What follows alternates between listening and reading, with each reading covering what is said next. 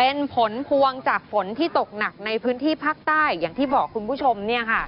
ซึ่งล่าสุดกรมอุตุนิยมวิทยาก็ยังคงมีคำเตือนนะคะภาคใต้จะยังมีฝนยาวไปจนถึงสุดสัปดาห์นี้เลยค่ะจุดที่จะตกหนักถึงหนักมากก็คือนครศรีธรรมราชพัทลุงสงขลาปัตตานียะลานราธิวาสกระบี่ตรังแล้วก็สตูลนะคะภาคใต้ต้องเตรียมรับมือกับฝนแล้วก็อย่างที่บอกเนี่ย2 จังหวัดต่อเนื่องกัน2 วันแล้วที่มีดินบนภูเขาถล่มลงมาก็คือนราธิวาสกับจังหวัดพังงาส่วนสภาพอากาศโดยรวมบริเวณทางตอนเหนือกับภาคอีสานอากาศยังคงหนาวเย็นนะคะ